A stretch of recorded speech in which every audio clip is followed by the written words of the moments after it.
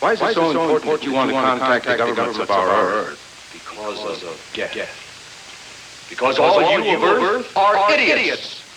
Now, you just hold on, Buster. No, you hold on. In a world where insanity reigns supreme and safety pin manufacturers are running out of metal for the diapers of the leftists, it's comforting to know an ancient, fat, long-haired, bearded reprobate has your mind in mind. Ladies and gentlemen, boys and girls, children of all ages, broadcasting behind enemy lines in occupied California, and despite every attempt by the SHR Media Network to revoke his shameless contract, we return to the bloviating Zeppelin's Berserk Bobcat Saloon. I have come here to chew bubblegum and kick ass. And I'm all out of bubblegum.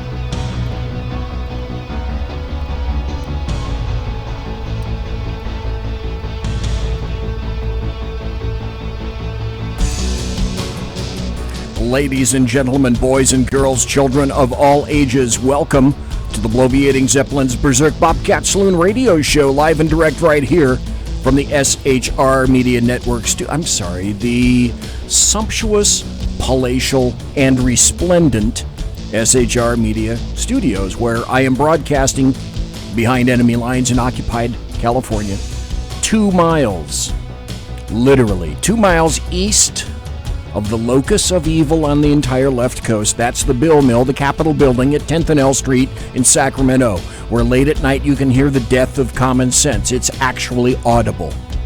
And then when I leave the studio at about 10:30 or so at night, you can smell the stench, the odoriferous stench of sulfur and brimstone emanating from that evil building.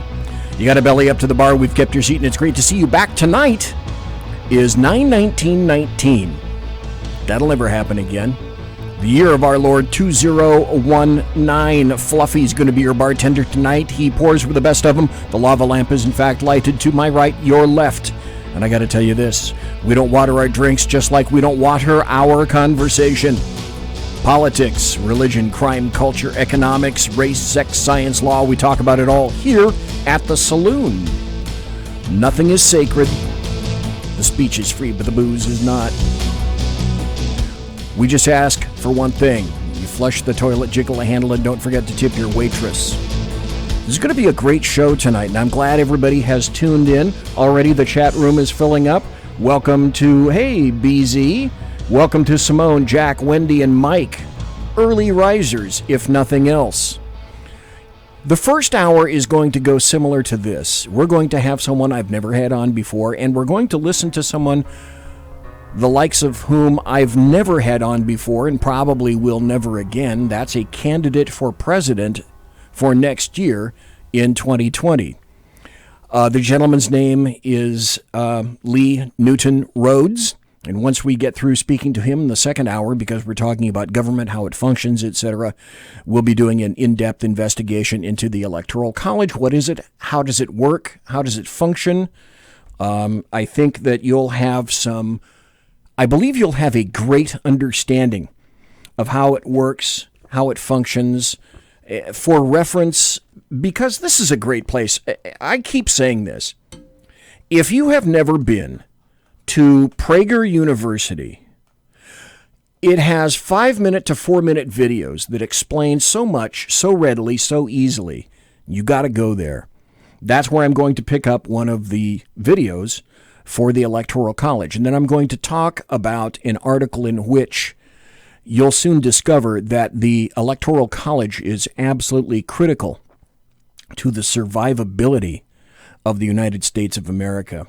So like I indicate, for the first hour tonight, we have another first for the Saloon. Never before have I interviewed a candidate for president of the United States, and this time it's for 2020. As with many of my recent guests, I became aware of this man via social media on the internet. As a matter of fact, he, over, a period of time, he's placed some comments, various comments, on my own media forms, social media forms. And when I looked to see who he was, I became a bit surprised. But then I had an idea. Why not see if he'll respond to an interview request? So tonight is the result of that request. We'll soon be speaking to Lee Newton Rhodes. He's a 2020 Democrat candidate for President of the United States. And I know what you're thinking because this is the Saloon, but wait, there's more. If you think you have an individual pigeonholed, don't do that.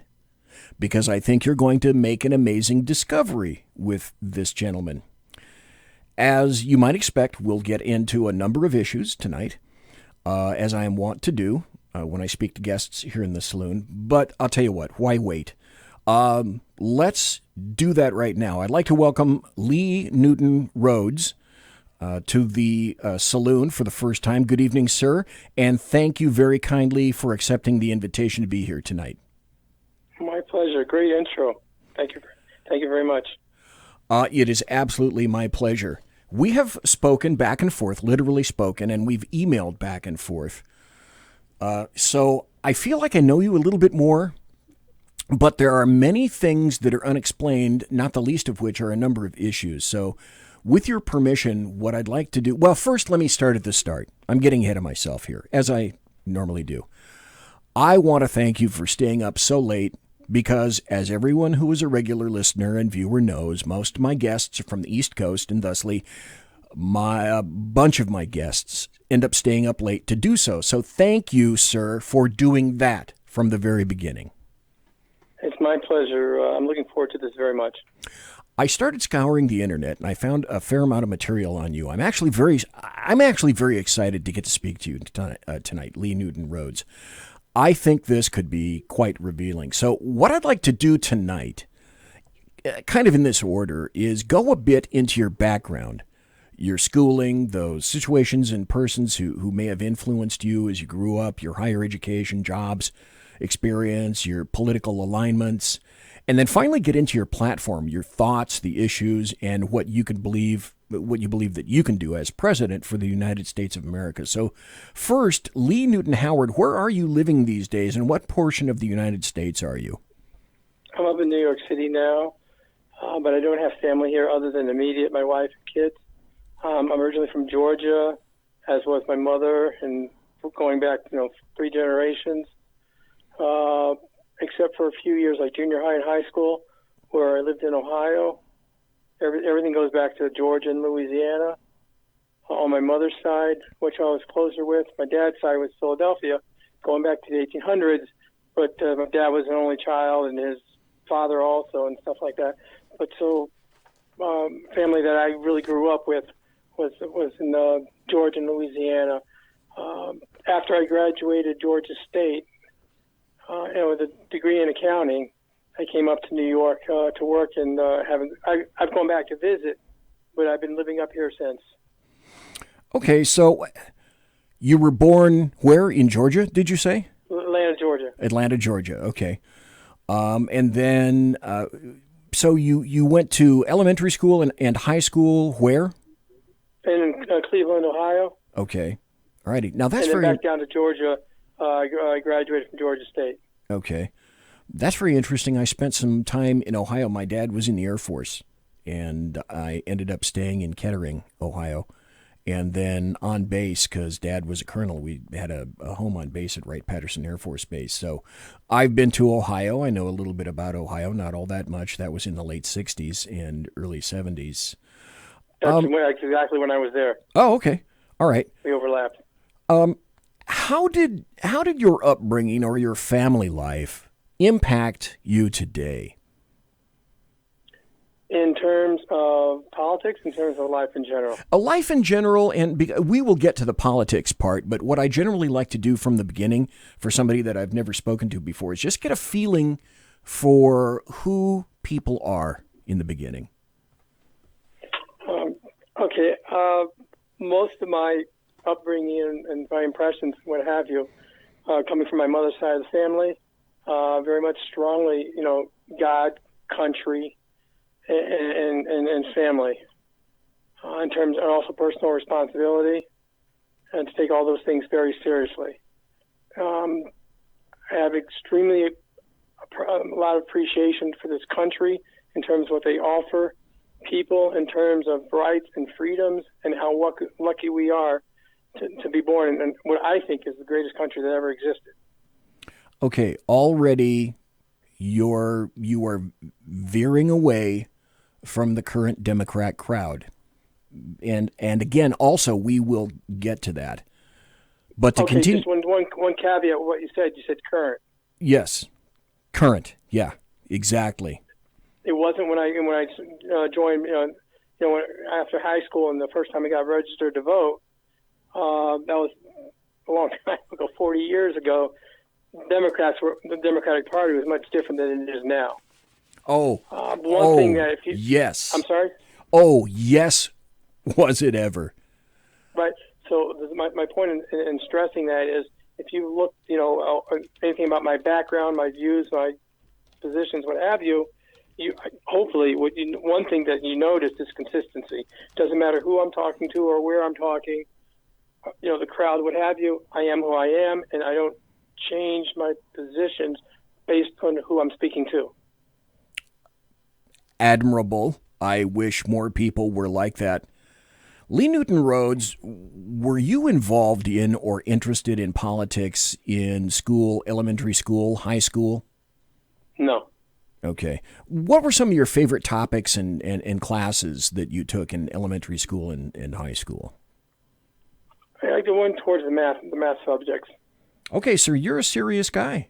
You've got a very serious background, and I can see where you're going with the mathematics thing, and we will go there.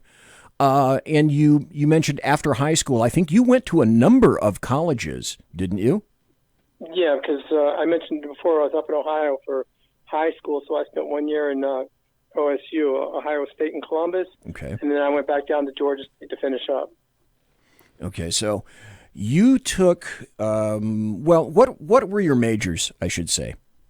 I started off as a math major, but then I gravitated towards accounting. Okay. Did you do any military service, sir? I did not, and as a quirk in the system, I was born in 58, so if you know anything about the draft and stuff like that, the Vietnam was just winding down, and they actually eliminated the draft for the mandatory draft. They eliminated. They also eliminated registering for selective service for like 2 years there back. I think it was 58 and 59. I might be wrong in that. It might be one more year. And then they reinstituted not the draft, but the registration for selective service. So I fit in there. I never even registered for selective service. But those obviously who were born now, or even in the mid-60s, they had that. And it's all volunteer service now. You want to hear a weird story about Ohio? Sure. What section? I had to register for selective service. Vietnam was my time, and I had a very low number. And people generally don't remember this, but there was a huge tornado in Chillicothe, Ohio, while I was there. Unbeknownst to me, what occurred is it wiped out most of the selective service records for the entire state of Ohio. I kept on with my life. One day I wondered why I never got called, and I never did any military service myself. I spent 41 years in law enforcement instead. But one day I got curious, and I called somebody that I knew in Ohio, and I discovered that because of that tornado, all the records were wiped out, and I would have gone had it not been for a tornado. That's kind of weird. Another question. So you were there during the Kent State Oh, yes. incident? Oh, yes. Okay. Most definitely. Were there any incidents or events in your life? I call these events pivotal moments. Like for me, a pivotal moment was the circumstances that got me into law enforcement, for example. Another pivotal moment was one of the shootings that I got involved in. Another pivotal moment was when I decided that I was going to marry my current wife. In other words, what I'm looking for, were there any incidents or events in your life, like a pivotal moment, where your life was progressing one way, and then suddenly it took a different direction for an absolutely unforeseen reason or an important reason? There are, I guess, two. One very personal, and one not so personal. I'll start with the not so personal, and if you want to gravitate towards the other, go for it. Okay. The not so personal one is just getting, about 4 or 5 years ago, just getting very frustrated with where this country is going, the direction of the country, and just feeling like at a loss, like I can't do anything. Can't do anything about it. That's when I just frustration with the size of the government, and just, which is when I started getting involved in politics. Okay. And that was about 5 years ago. And do you feel like relaying the personal one, or should we move on? That's okay. This goes back about 20 years ago. I had an 11-year-old son in sleepaway camp. I wasn't feeling well. Took him to the hospital and he had meningitis. I didn't make the day. And passed away. I am so sorry for that, sir. And not having kids, I can't imagine what that was like. Lee Newton Rhodes, after college, what were your goals? Did you have any specific goals? Did you have a specific job or an avocation in mind? After college, public accounting, worked for a CPA firm for a number of years, but just the regular thing, in terms of having a family, bringing, kids, wife, the old American dream, and then just supporting them. Okay. Nothing unusual. Okay. Nothing with politics or anything like that even entered my mind. So, in terms of background, what are some of the jobs that you've had? Because my understanding is that you are a CPA, correct? Correct. Okay. So what kind of jobs have you had in that regard? A CPA, all related to accounting, whether working for a CPA firm in public accounting or working for private firms internally, internal audit, that aspect of it. Some of it tax, some of it audit, but everything accounting related. Okay. So, and I'm going somewhere with this, folks. You have a very... I'm not sure if you're going where I think you're going, but go ahead. There is an angle I want to go on. You have a strong math background, and you have a background of being a CPA. Folks, hold that thought there just for a second, because we will be migrating over to that in just a bit. Lee Newton Rhodes, what makes you tick? What makes Lee Newton Rhodes tick? What motivates you? Right now, what motivates me is when I see an injustice, when I see what the government is doing to the American people. And since you brought up my accounting background, in terms of the size of the government, in terms of the budget or lack of the budget, in terms of the unfunded pension liabilities the government has, in terms of the stealing money from the public, meaning taking our money that they were supposed to have for Social Security and using it for other purposes. Oh, yeah. I can go on. It's horrible what's going on with the government and a lack of accountability. So you said about 5 years ago that's when you decided you were upset with the direction of the government. But was there, that you can think of, was there any kind of a predicating incident or one thing that made you think, I'm not just casually interested in politics. I really want to get directly involved in politics? It was what I termed the corruption in government, which was so blatant. And I don't know if I say the funny thing about it is, but I had no idea how corrupt it was compared to what's been coming out since then. And in terms of Hillary Clinton and Benghazi and the emails, that was all just starting. But that was really just the tip of the iceberg in terms of the corruption within the government and just people just not caring about what's the right thing to do, and as opposed to their own agenda. I heard a quote today that was taken, I'm not sure the date of the quote. You may have heard of it in terms of Schumer saying something. A senator from New York made a comment about Donald Trump. I think it goes back a couple of years ago. He should be careful, meaning Trump should be careful in terms of him criticizing the intelligence community. Yes. Because they have 6 ways to Sunday to get back at you. It's funny you should mention that. I heard that tonight on the television just before I got in the car to go to the studio. Very interesting. And what to me that tells is these people have an agenda that which their feelings should have nothing to do with their job. They have a mission to do. Yes. It's frustrating. You were in law enforcement, and if somebody in a car has I don't know exactly what you did, but whenever and you had interaction with the public, they should behave in a certain way in respect for law enforcement. But that's not real life, unfortunately. No. But regardless of how they're treating you, there's a protocol with how you're supposed to react. And your personal feelings, it's not easy. You're human, but your personal feelings are not supposed to influence your decisions.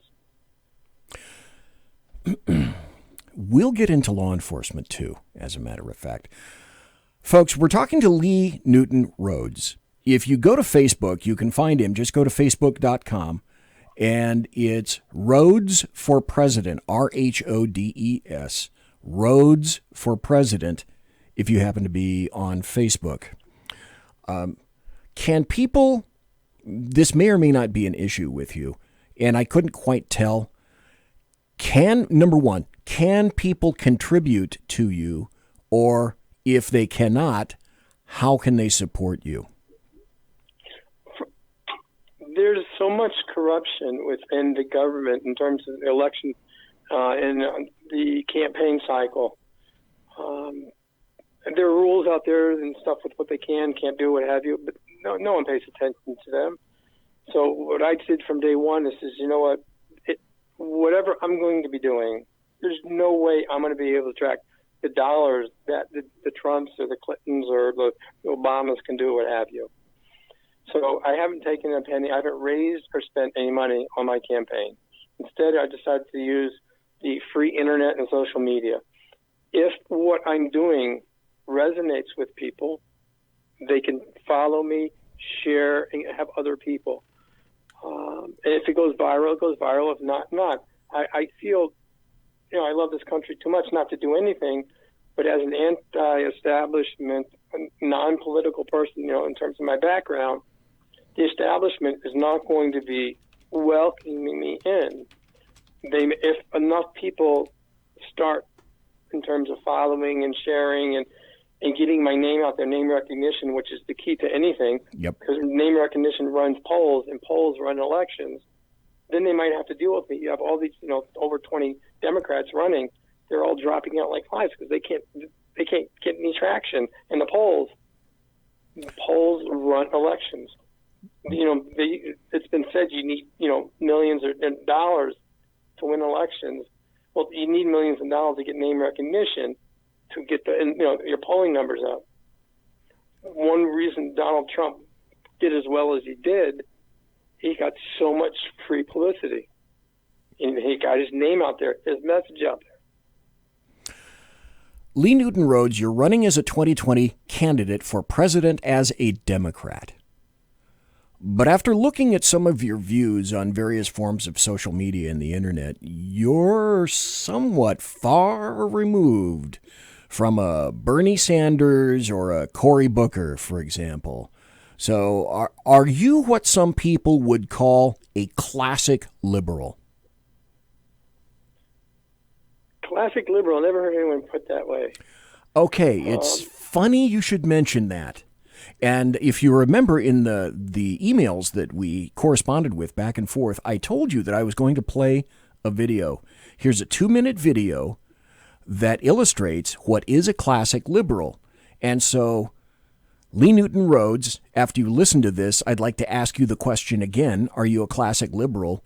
And for those of you that are listening right now, you may have pigeonholed yourself, but maybe it's time to ask you, what are you, for example? What is a classical liberal? It sounds like someone who's a liberal, but perhaps a bit fancier, maybe sporting a top hat, a twirly mustache, and a monocle. Tea time! While that might be true in some specific cases, there's a lot more to it than that, and I bet I can convince you that there's a little classical liberal in you too in about 2 minutes. Me?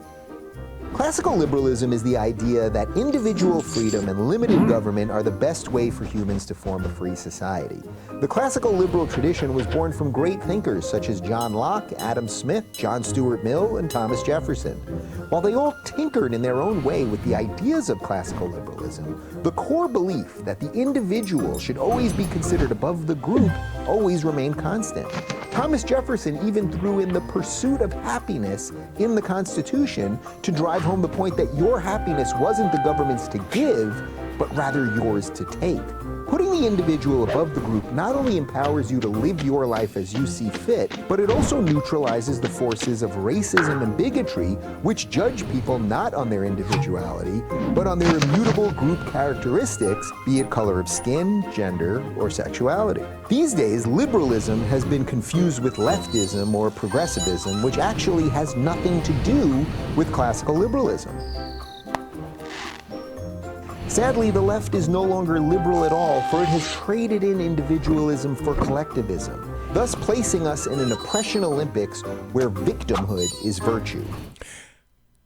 Is that you, Lee Newton Rhodes? Some of that is spot on. Limited government, 100%. Yep. I really believe if the states knew then what they knew now, the vast majority of them would not have joined the Union. Well, now, individual freedoms, 100%. That's an interesting concept. Wow. Okay. Generally, does that kind of fit you as a classic liberal? Because you're certainly not a leftist. Well, I believe the difference between a leftist and a liberal is I disagree with you. You're entitled to your opinion, but you're wrong, and then they give the various reasons. Okay. Leftism is, I disagree with you. You're not entitled to your opinion. Shut up, otherwise I'm going to punch you in the face. I mean, that's where we've gone now. Yes. A lot in the Democratic Party, it's turned like Antifa, have turned the party towards leftism as opposed to liberalism. Liberalism, leave me alone, I'll leave you alone. Leftism is, oh, I'm not going to leave you alone because you're wrong. Yes. Yes. Very violent, very vocal, very in your face. Yes, that's... So you nailed it. In terms of what you described, is pretty spot on. Yes, you nailed it. Let's see. We got about 2 more minutes for the bottom of the hour break. So let's migrate now into some philosophies and foundations of you and your campaign, Lee Newton Rhodes. First and most obvious question would be, what do you think that you can bring to the office of President of the United States that other Democrat candidates cannot? Unfortunately, most of the Democratic candidates now, and even a lot of Republicans, they speak a good game in terms of, for one thing, transparency. But they don't. Once they're in office, all bets are off. There's a term that I guess hasn't been used. It's not so popular anymore. When you work for the government, you're a civil servant. You work for the people, not the other way around. It's the books of the government. It's really the people's books. The money, it's the people. The government doesn't have any money. The only way to get money is 3 ways. One is they take it by taxes. Some consider that stealing, but it is what it is. The other way is they borrow money from either citizens here or other governments, other countries. The other way is they print money as much as they want. I used to think, and most people think, why do you pay taxes? Why do you pay income taxes? It's to support the revenue. Give the government money, revenues to operate. But that's not the case anymore. They don't need our money. I think it's the whole thing. It's smoke and mirrors. Since they print so much money, especially when it's in 2008, 2009, and they borrow money whenever they want. Well, why do they bother even collecting our taxes? They don't restrict their spending to the revenue. Any business who operated the way the government, they'd be bankrupt from a long time ago. And whenever they hit their debt ceiling, what do? Extend it. They raise it. Yes. It's a joke. Lee Newton Rhodes, you are singing my song. We got to take a break. We're going to come back, And I'm going to point out that you ran for president in 2016 directly against and specifically mentioning and targeting Hillary Rodham Clinton. That'll be the next point that we talk about. Folks, we're speaking tonight, and I'm having a great time. I don't know about you folks. We're talking to Lee Newton Rhodes, who is a 2020 Democrat candidate for President of the United States. And I'm telling you right about now that all of you who are thinking, I know what he's going to say at the top of the hour, right about now, all of you are thinking, this isn't going where I thought it was going to go. Conservative media done right. You're listening to the SHR Media Network.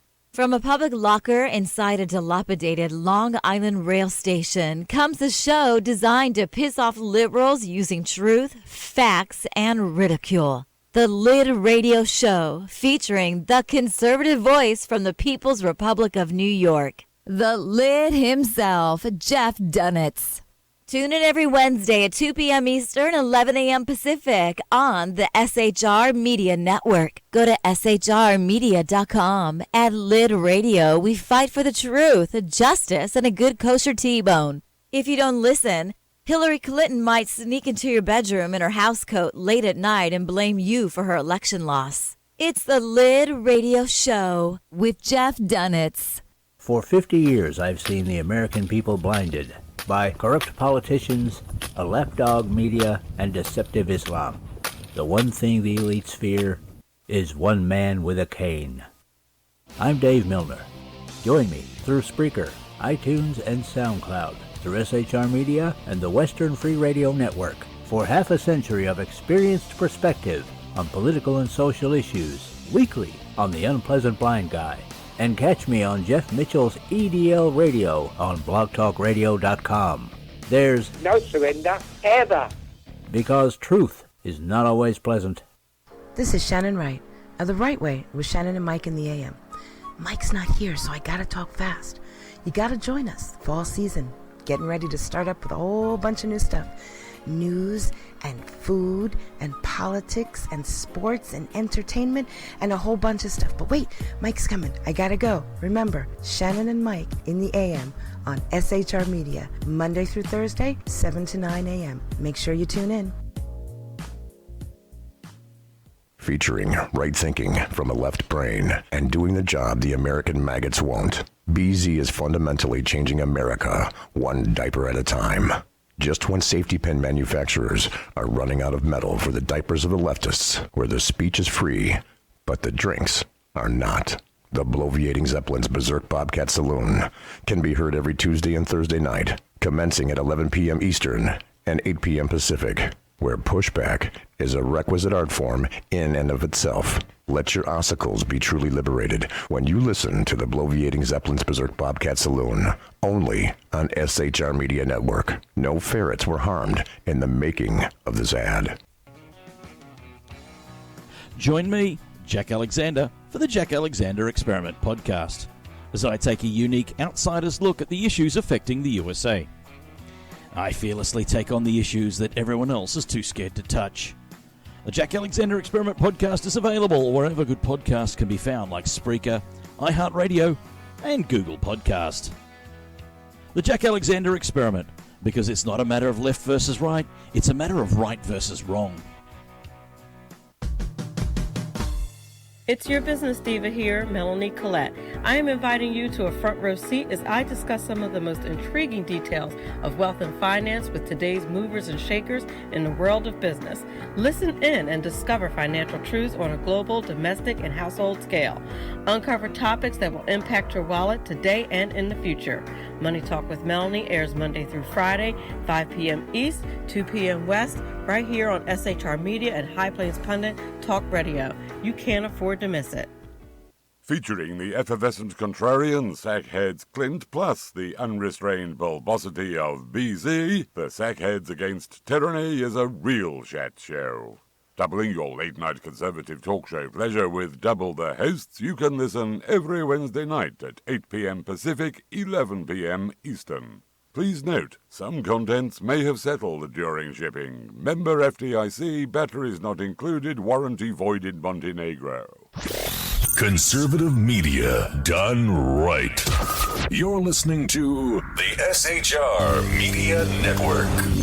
Ladies and gentlemen, boys and girls, children of all ages, thanks for being here tonight. In the bloviating Zeppelins, Berserk, Bobcat, Saloon, it is a radio show. I'm in an actual studio. This isn't my basement. It isn't a cellar. I have to actually drive here about a half hour to get here. And when I lock up at night, I go back to my house. This isn't Seat of the Pants Radio. This is the SHR Media Network. And I am honored to have here tonight for the first hour Lee Newton Rhodes. He is a 2020 candidate, Democrat candidate for President of the United States. And just before we went to the break, Lee Newton Rhodes, you ran for president in 2016 directly against and specifically mentioning and targeting the lovely Hillary Rodham Clinton, if I'm not mistaken. What do you think that you had at that time to offer that Hillary Clinton was clearly lacking? Honesty and character. Oh, yes. Oh, God. Yes. Unfortunately, I started too late, and I didn't get enough traction quick enough. So I figured, you know what, let me just continue. If it's meant to be, it will. If not, not. And it's just even more so than 2016. There's no one out there on the Democratic side that me as an American is proud of. Were you surprised that Hillary Clinton lost the presidency in 2016? Yes, very surprised that she lost, especially knowing what I know now in terms of the corruption that was taking place, in terms of the rigging of the elections with her and Bernie, and whatever. Just so much that went on. It's a miracle that Trump was able to win. Okay. Looking back. Do you have any I have so many questions.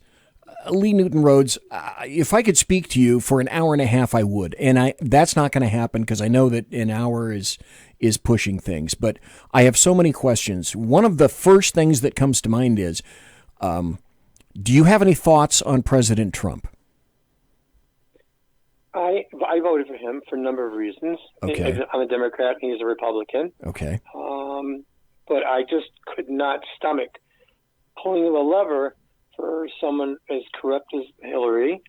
And a lot of her views I don't like. And one thing that really turns me off with a politician in particular, but people in general, is when they say one thing to somebody and do something else. I don't flip-flop, what have you. I just totally don't respect that. In terms of her honesty also, I just could not pull the lever for someone who was corrupt. And Trump came with a lot of baggage. Yes. As a person, but we don't you have two choices. You would like a leader to be a moral person, be a good person, but you need a leader to be a good leader. And if you have both, that's great. If not, it's more important that he be a good leader. And Trump, all his life, was a Democrat, a liberal Democrat. He supported causes, what have you. Yes. So I took with a grain of salt what he was saying during the election cycle. I voted for him, as I said before, and so far I have no buyer's remorse. Okay. With what he's done with the judges, what he's done trying to keep his promises, done in terms of getting out of their Iran deal, in terms of the climate deal, the Paris climate deal, in terms of trying to build the wall, in terms of prison reform, a lot of other things. But primarily in terms of him electing conservative judges, both in the Supreme Court and also the federal courts. Do you think that'll be his legacy? Do you think SCOTUS will be his legacy? Maybe a little bit of the Ninth will be his legacy? Maybe lower appellate courts and lower federal courts will be a bit of his legacy? Those are lifetime, 100%. Those are him saying to the establishment, basically in your face. Yes, that's very true. Lee Newton Rhodes, what are your thoughts about the dossier, the FISA warrant application by the FBI? And what I didn't tell you is that I spent my last 35 years in law enforcement for the Sacramento County Sheriff's Department. And before that, I worked for another coastal sheriff's department. I started my career with the FBI and the U.S. Marshal, so I've got a federal background, and I've also got a local law enforcement background. So the FISA warrant application by the FBI is particularly irksome to me. The subsequent fallout with former FBI Director James Comey, who I despise with much hate and discontent. The Mueller investigation, Peter Strzok, Lisa Page, all the investigations into Michael Flynn. Any gut thoughts about all of that stuff that's been occurring recently? As a private citizen, I don't have a law background, but it stinks. Yes.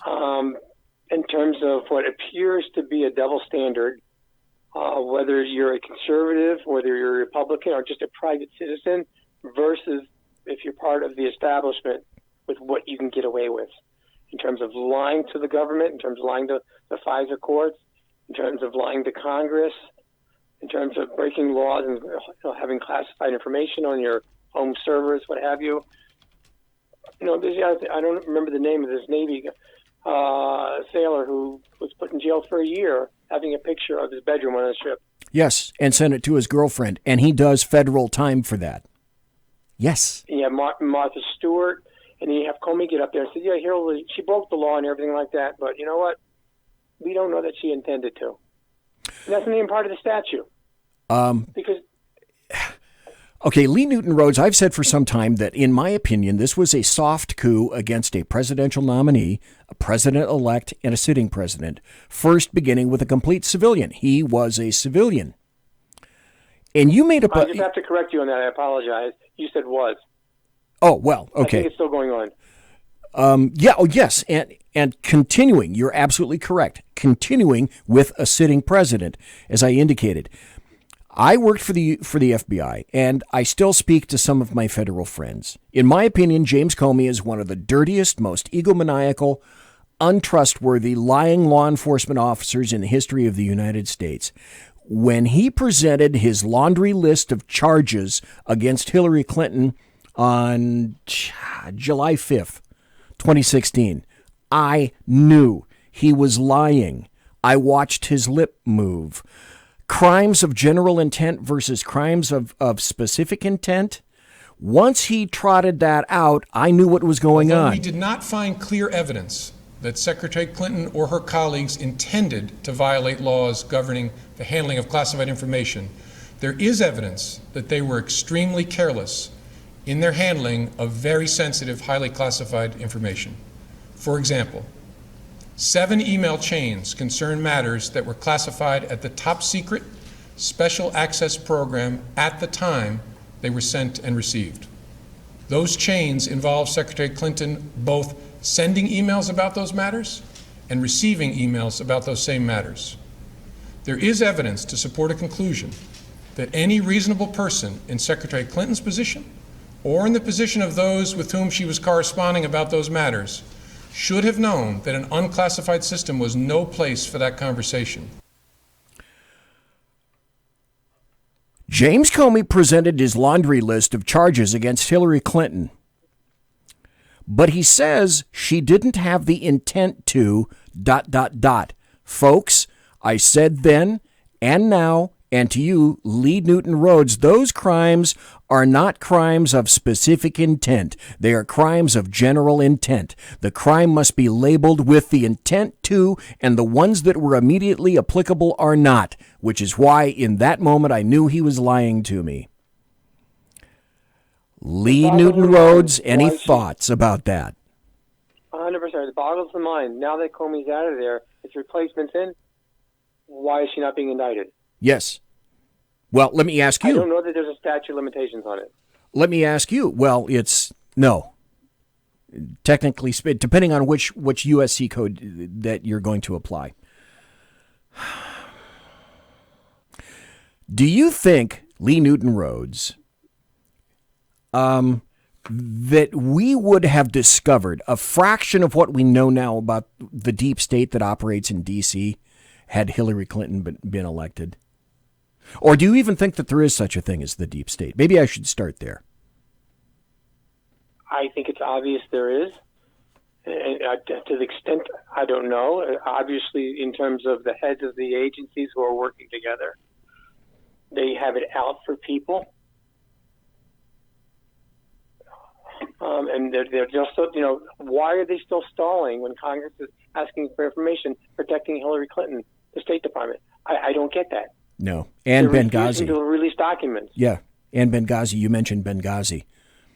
Okay, so I tell you what, enough history.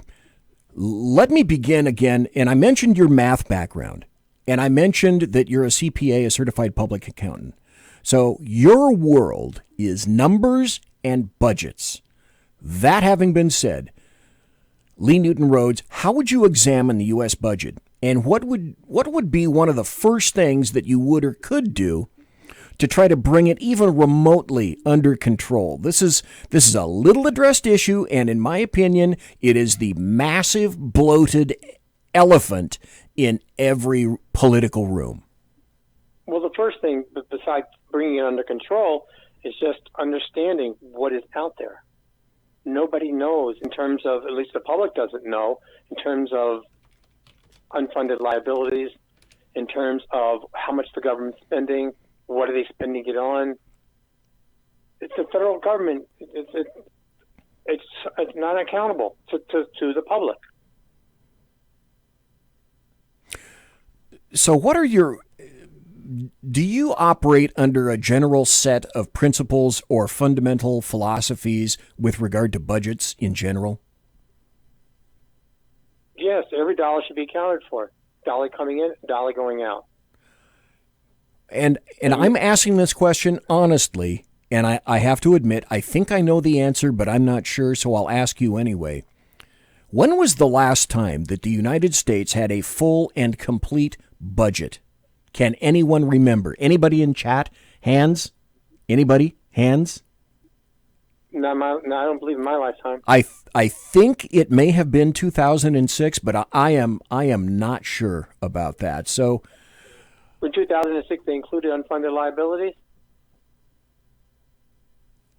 Lee Newton Rhodes, can this be repaired? Or do we have to suffer catastrophically before we finally begin to realize our budgetary plight? Theoretically, I think it could. Theoretically, if the federal government would do what the federal government's supposed to be doing and leave to the states what they're supposed to leave to the states, it could be fixed. Okay. Lee Newton Rhodes, it's day one in the 2021 presidency of you. What is the first thing that you believe that you'd want to do? That's an interesting question. First thing probably is start downsizing the federal government. Not necessarily eliminating programs, because once you give a program out, people don't want to give them up. Yes. But what you can do is take those programs and say, okay, instead of the federal government administering these programs, let the states do it. Those states that want to have the programs, go ahead. Those that don't want to opt out, go ahead. But don't give it to the federal government to do, because when you do that, then let's say New York wants a program and Colorado doesn't. Why should Colorado pay for New York's program? Years ago there was a thing with the line item veto the president wanted to do. Right. And I guess it was ruled unconstitutional. But by having what Congress does, though, and this bothers me, is they just shove everything in there so everybody gets their own pork, so to speak, what have you. That to me is like walking into Costco. I want eggs and milk. And Costco say, well, if you want the eggs and milk, then you got to take the cream cheese, you got to take the whipped cream, you got to take coffee. I don't want that. I don't want all that stuff. I just want what I want. So the fact that you can't do a line item veto, but the president can't, means there's so much corruption in there. So let each state at least do what they want for the state. If they want programs, go for it. If New York wants food stamps, go. You pay for it. Why should Vermont pay for your food stamps if they don't want that program? I'm just giving an example of a program. Right. Right. The federal government has no money of their own. I mentioned it before. The only way they get money is by taking it, redistributing the wealth among the states, printing money or borrowing money. But why should one state suffer because other states want more and more programs? And that's basically what happens. I have to say, Lee Newton Rhodes, you're singing my song, and I like your style. And you are claiming Democrat. Are you indicating that you would perhaps consider eliminating any cabinet positions, for example? There's so much bloated bureaucracy. It used to be, if you ask who makes laws in the United States, we have three branches of government. Well, we have a legislative branch, judicial branch, and executive branch. Right. And each of them have their own purpose. Well, what does the legislative branch do? Theoretically, they make laws. Executive branch implements the laws, and the judicial branch judges the laws to make sure that, they're followed properly, what have you. Well, if the legislative branch is the one that makes the laws, why do you have all these federal agencies reporting to the executive branch who makes laws and regulations for the public that we have to follow? That doesn't seem right, because we didn't elect these people. And Congress didn't pass these laws. Why should we have to follow them? Evidently, the whole system is corrupt. I think it can be changed. It's going to require what is called a sea change, an entirely different paradigm shift, a different thinking shift. Because, let's see, okay, we've got 8 minutes left. What I'd like to do is go through some issues and topics and see what your positions on these things might be. So, for example, to begin, the U.S. military. What's your specific question? People say it's underfunded. People say it's way bloated. Any thoughts about budget to or from the U.S. military, and further, how it should be applied? Yeah, I can't speak in terms of how it's funded and in terms of the budget being bloated or not. I don't know. What I do know is if you don't have a strong military, you don't have a country. Every other country, Russia, China, North Korea, what have you, is coming after us. If it weren't for us, this is one thing with Trump that I think is tremendous, is a lot of countries don't have their military. They just rely on us, the big brother, to take care of them. Yes. We're the world's policemen, what have you. And if we weren't there, not only wouldn't these other countries exist, we wouldn't exist. So the military has to be taken care of. That doesn't mean you should throw money at it irresponsibly, so there has to be an accounting for it. And people should be held, responsible for building it and building it responsibly. The idea of these, $1,000 toilets or whatever, you hear of things and stuff like that. There is fraud. Whenever you have a federal government and the money is removed from the people, the more removed it is, the more fraud there's going to be and waste. That's just the way it is, which is why I mentioned before, get rid of a lot of these programs in the federal government. Bring them back to the states. Bring them back to the cities. If cities and states want to have them, fine. The closer the decisions are made to the people who are paying for them, the more responsibly the money will be spent. But the certain departments, like the military, have to be federal. The states can't. That's one thing the states just can't do. Well, yes, it's also enumerated. Your thoughts on ICE and the border and illegal aliens? Okay, this is just not me, but Milton Friedman said this. You can't have open borders in a welfare state. It just doesn't work. First of all, if you have open borders, you don't have a country. Yes. What I understand is if Vladimir Putin wants to walk into the border, are they going to stop him or say, no, you can come in just like everybody else? Why would they stop him? Let the Chinese army just walk right in. They want to be Americans. We will have no country. It's overwhelming the service of the. First of all, you don't know if these people are here with the best interest of the country. Second of all, we don't have the wealth and the facilities to take care of so many people so quickly, which is why historically we had legal immigration and we had rationing in terms of how many people over what period of time can come in. If there's a billion people out there who say tomorrow they want to come in, we're going to let them? Doesn't make sense. We'll have no country. No, it makes absolutely no sense. Especially when we have a welfare state where they just say, okay, I want benefits. Well, and I live in California. Any thoughts about campaign finance reform? I think just get rid of it all.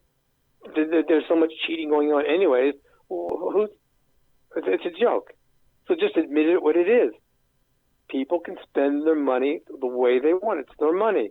They want to spend it on the X candidate, spend it on the X candidate. You want to spend it on newspaper ads, go for it. But you're fooling the public by making them believe there's any restrictions with PACs and dark money and whatever else. It's a joke. Your thoughts on Social Security? Social Security. In terms of the public, in terms of the government. In terms of the government, people should be in jail. So people gave money in the Social Security system in good faith. Yes. That it would be held in a lockbox, and when they retire, they were going to get their money back. Maybe with interest, maybe not with interest, whatever. But their money was going to be held in a lockbox. What the government do? They took the money saying, you know what? They don't need it now. Other people will put in. It's a pyramid scheme. Ponzi scheme. Yes, it is a Ponzi scheme. Exactly. And the money's gone. Although, when they say Social Security is going to run out of money, how could it run out of money? I'm only getting my own money back. It's not possible. They raided it and it's gone.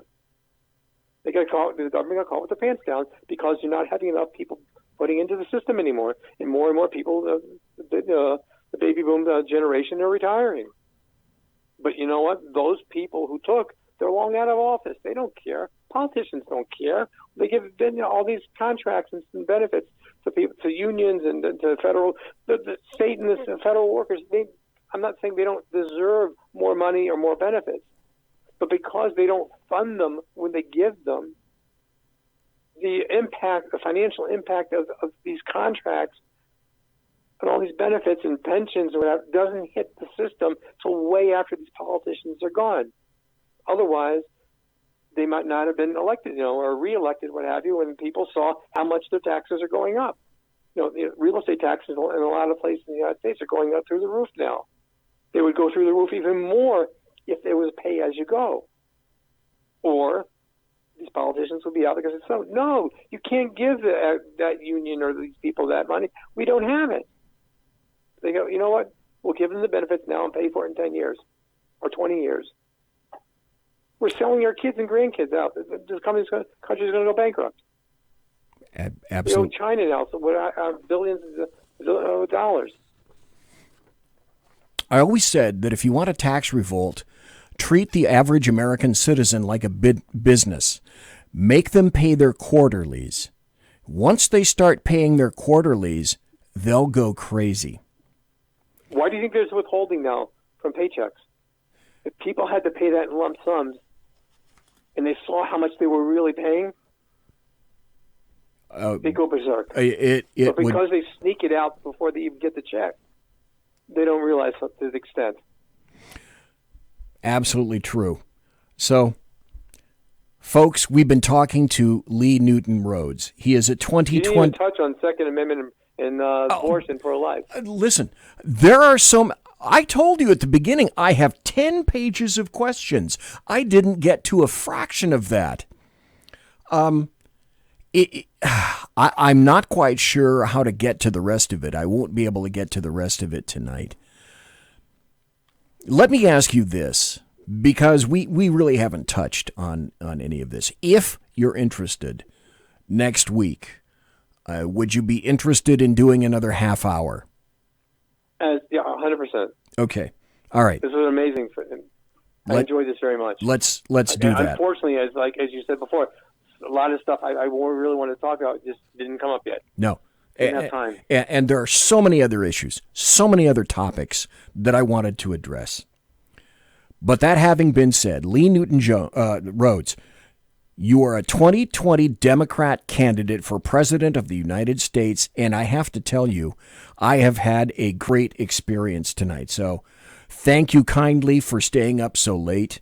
And thank you very much. I was assuming you were going to ask me why I didn't run as a Republican as opposed to Democrat and just jump over, with the walkway. We didn't even get to that. I know.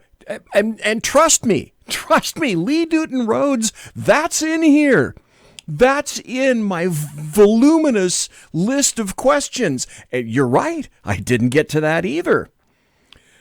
So thank you for your generous donation of time tonight, for staying up so late.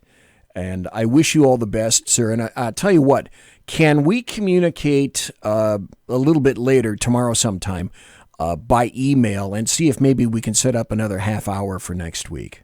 Would that be acceptable? Looking forward to it. Okay, great. I've had a great time. And I also said, number one, you're going to have a great time. And I also said, number two, you're going to see like an hour disappear in as though it was 2 minutes. And it's amazing how quickly it went. And it's true. It's very true. You run a good show, sir. Thank you ever so kindly. We're going to have you back. Folks, I had a great time. That was that was great. That was Lee Newton Rhodes. And a lot of the people in chat have said, hey, BZ, I like this. I like the people that you have on the show because you have different opinions, different philosophies, different people. In the social media, running up to this, people were saying, oh, who is this guy? He's a Democrat. And I in social media, I said to some of the people who were saying that, wait, hold up, back up that car wash, because he's not going to be who you think he is. So before we pigeonhole people, we should listen to what they have to say and who they are. And I'll be right back. Conservative media done right. You're listening to the SHR Media Network. From a public locker inside a dilapidated Long Island rail station comes a show designed to piss off liberals using truth, facts, and ridicule. The Lid Radio Show, featuring the conservative voice from the People's Republic of New York, the Lid himself, Jeff Dunitz. Tune in every Wednesday at 2 p.m. Eastern, 11 a.m. Pacific on the SHR Media Network. Go to shrmedia.com. At Lid Radio, we fight for the truth, justice, and a good kosher T-bone. If you don't listen, Hillary Clinton might sneak into your bedroom in her housecoat late at night and blame you for her election loss. It's the Lid Radio Show with Jeff Dunitz. For 50 years, I've seen the American people blinded by corrupt politicians, a lapdog media, and deceptive Islam. The one thing the elites fear is one man with a cane. I'm Dave Milner. Join me through Spreaker, iTunes, and SoundCloud, through SHR Media and the Western Free Radio Network, for half a century of experienced perspective on political and social issues, weekly on The Unpleasant Blind Guy. And catch me on Jeff Mitchell's EDL Radio on blogtalkradio.com. There's no surrender, ever. Because truth is not always pleasant. This is Shannon Wright of The Right Way with Shannon and Mike in the AM. Mike's not here, so I gotta talk fast. You gotta join us. Fall season. Getting ready to start up with a whole bunch of new stuff. News and food and politics and sports and entertainment and a whole bunch of stuff. But wait, Mike's coming. I gotta go. Remember, Shannon and Mike in the AM on SHR Media, Monday through Thursday, 7 to 9 a.m. Make sure you tune in. Featuring right thinking from a left brain and doing the job the American maggots won't. BZ is fundamentally changing America one diaper at a time. Just when safety pin manufacturers are running out of metal for the diapers of the leftists, where the speech is free, but the drinks are not. The bloviating Zeppelin's Berserk Bobcat Saloon can be heard every Tuesday and Thursday night, commencing at 11 p.m. Eastern and 8 p.m. Pacific, where pushback is a requisite art form in and of itself. Let your ossicles be truly liberated when you listen to the bloviating Zeppelin's Berserk Bobcat Saloon, only on SHR Media Network. No ferrets were harmed in the making of this ad. Join me, Jack Alexander, for the Jack Alexander Experiment podcast, as I take a unique outsider's look at the issues affecting the USA. I fearlessly take on the issues that everyone else is too scared to touch. The Jack Alexander Experiment podcast is available wherever good podcasts can be found, like Spreaker, iHeartRadio, and Google Podcast. The Jack Alexander Experiment, because it's not a matter of left versus right, it's a matter of right versus wrong. It's your business diva here, Melanie Collette. I am inviting you to a front row seat as I discuss some of the most intriguing details of wealth and finance with today's movers and shakers in the world of business. Listen in and discover financial truths on a global, domestic, and household scale. Uncover topics that will impact your wallet today and in the future.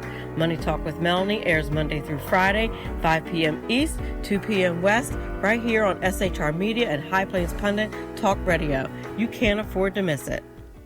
Featuring the effervescent contrarian, Sackheads Clint, plus the unrestrained bulbosity of BZ, the Sackheads Against Tyranny is a real chat show.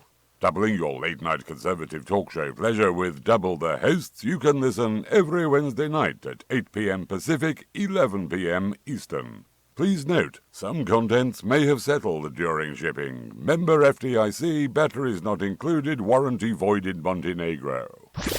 Conservative media done right. You're listening to the SHR Media Network. Ladies and gentlemen, boys and girls, children of all ages, the first hour went by quick, like a bunny. Usually at the end of an interview, I have a pretty good idea whether or not I'll be inviting somebody back and whether or not they have ideas that I'd like to hear more of. And when you're crafting an interview, you always want to make sure that you have many more questions, topics to hit than you have time for, just in case things happen. So I'm going to have him back. I'm going to contact him. It'll be Tuesday or Thursday next week. I'm not sure exactly which. Maybe he'll come back for... I have enough questions to keep him busy for another hour. Now, whether he acquiesces to that and says yes, I don't know. I'm just going to have to wait and see. But anyway, in any event, he said he would come back, and I'll hold him to that. So next week, Tuesday or Thursday, not sure which, let's listen to Ron Edwards. Could a recent federal judge decision bring Obama-era State Department dirt in the dark to the light of day? Hello, I'm Ron Edwards. On today's page from the Edwards Notebook, thanks to federal judge Royce Lambert, who's sickened by the State Department's willingness to tell a bunch of lies and cover up for Mrs. Clinton's illegal actions, the judge granted additional discovery to Judicial Watch in the Hillary Clinton email cover-up scandal. Judicial Watch has released the transcript from their hearing on August 22, 2019. Where U.S. District Judge Royce Lambert granted significant new discovery to Judicial Watch on the Clinton email issue. Judicial Watch versus U.S. Department of State, also Senate Finance and Homeland Security Committees released documents revealing that Clinton IT aide Paul Combetta copied all but 4 of the missing emails to a Gmail account that does not appear to have ever been reconstructed and searched. Judge Lambert also criticized the State Department's handling of the production of Clinton's emails, in this case stating, quote, "There is no Freedom of Information Act exemption for political expedience, nor is there one for bureaucratic incompetence." Could true justice be next? I'm Ron Edwards. And we will meet soon on yet another page from the Edwards Notebook. Always enjoy Ron Edwards. We're going to have him back. I just put a question in chat, and I asked everybody. I said I was going to talk about the Electoral College, and I thought that it would be a good topic to go to, specifically after we'd been listening to somebody talk about government, how the government is or is not working very well, and what Howard Rhodes would do with regard to spiffying up the government, cleaning up the budget, etc., if he were elected president in 2020. So the question I have for you is, would you guys like to hear about the Electoral College? Because I'm ready to go with that, and I got a great article and a great descriptor of that. Or I also have some breaking stories. I've got some happy stories, and we could kind of go into the news and stuff like that. So any thoughts in the chat room, one way or the other? 5, 4, 3, 2, 1. Okay. I guess Electoral College it is. That I would like to change. One is the Electoral College. Ruthie. The Electoral College needs to go. And maybe we might want to take a look at the whole Electoral College. I think it needs to be eliminated. I'd like to see us move beyond it, yes. And that means get rid of the Electoral College. Okay, let me ask you a question before we get into this video. Why do leftists want to remove the Electoral College? Because it was the Electoral College that was working very well for them, except for 2 small, solitary instances that pissed them off to no end. One was, do you remember? Bush and Gore. And, of course, the one that still chafes and chaps their ass today, OMB, President Donald John Trump, the guy with the dead orange cat on his head. They've lost by way of the Electoral College twice, only twice. And with that, they want to throttle it wholesale. I want to talk to you about the Electoral College and why it matters. All right, I know this doesn't sound like the most sensational topic of the day, but stay with me because I promise you it's one of the most important. To explain why requires a very brief civics review. The President and Vice President of the United States are not chosen by a nationwide popular vote of the American people. Rather, they are chosen by 538 electors. This process is spelled out in the United States Constitution. Why didn't the founders just make it easy and let the presidential candidate with the most votes claim victory? Why did they create, and why do we continue to need this Electoral College? Why? It's great. The answer is critical to understanding not only the Electoral College, but also America. The founders had no intention of creating a pure majority rule democracy. They knew from careful study of history what most have forgotten today or never learned. Pure democracies do not work. They implode. Wow. Democracy has been colorfully described as 2 wolves and a lamb voting on what's for dinner. In a pure democracy, bare majorities can easily tyrannize the rest of a country. The founders wanted to avoid this at all costs. This is why we have 3 branches of government: executive, legislative, and judicial. It's why each state has 2 senators, no matter what its population, but also different numbers of representatives based entirely on population. It's why it takes a supermajority in Congress and 3/4 of the states to change the Constitution. And it's why we have the Electoral College. Here's how the Electoral College works. The presidential election happens in 2 phases. The first phase is purely democratic. We hold 51 popular elections every presidential election year, 1 in each state and 1 in D.C. On Election Day in 2012, you may have thought you were voting for Barack Obama or Mitt Romney, but you were really voting for a slate of presidential electors. In Rhode Island, for example, if you voted for Barack Obama, you voted for the state's 4 Democratic electors. If you voted for Mitt Romney, you were really voting for the state's 4 Republican electors. Part 2 of the election is held in December, and it is this December election among the state's 538 electors, not the November election, which officially determines the identity of the next president. At least 270 votes are needed to win. Why is this so important? Because the system encourages coalition building and national campaigning. In order to win, a candidate must have the support of many different types of voters from various parts of the country. Winning only the South or the Midwest is not good enough. You cannot win 270 electoral votes if only one part of the country is supporting you. Bingo. But if winning were only about getting the most votes, a candidate might concentrate all of his efforts in the biggest cities or the biggest states. Why would that candidate care about what people in West Virginia or Iowa or Montana think? Stop right there. That's exactly what leftists want to do to you. As far as they're concerned, if you don't live in or inhabit a large, what I term, urban rat cage, you don't exist and you don't factor and you can go straight to hell, which is why, as far as they're concerned, well, flyover states are certainly aptly named. That is tyranny. But you might ask, Isn't the election really only about the so-called swing states? Actually, no. No. If nothing else, safe and swing states are constantly changing. California voted safely Republican as recently as 1988. Texas used to vote Democrat. Neither New Hampshire nor Virginia used to be swing states. Most people think that George W. Bush won the 2000 election because of Florida. Well, sort of, but he really won the election because he managed to flip one state which the Democrats thought was safe, West Virginia. Its 4 electoral votes turned out to be decisive. No political party can ignore any state for too long without suffering the consequences. Every state, and therefore every voter in every state, is important. The Electoral College also makes it harder to steal elections. Votes must be stolen in the right state in order to change the outcome of the Electoral College. With so many swing states, this is hard to predict and hard to do.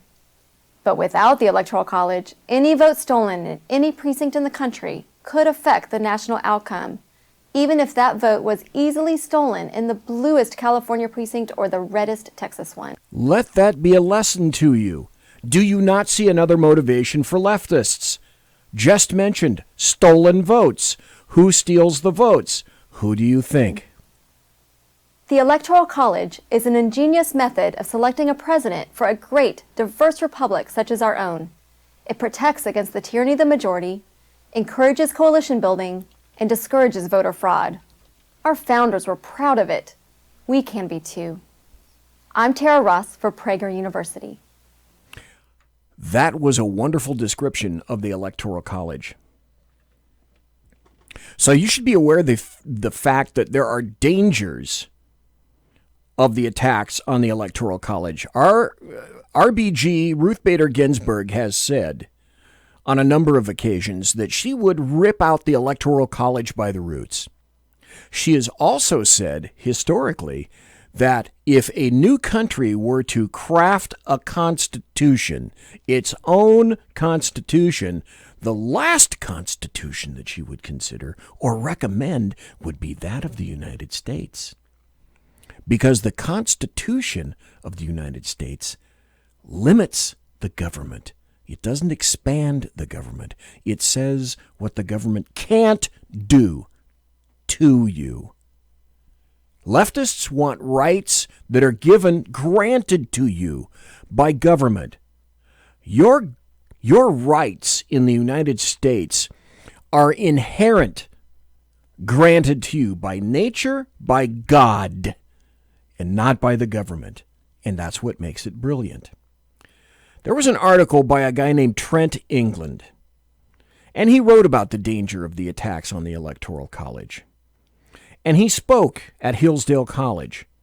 And essentially what he said was this. Yeah, Kaiser in chat says RBG is dead. Well, she might be hooked up to some really good medicine or some electronics right now. Mr. England wrote, once upon a time, the Electoral College was not controversial.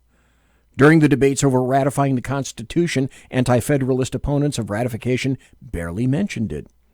But by the mid-20th century, opponents of the Electoral College nearly convinced Congress to propose an amendment to scrap it, and today, more than a dozen states have joined in an attempt to hijack the Electoral College as a way to force a national popular vote for president.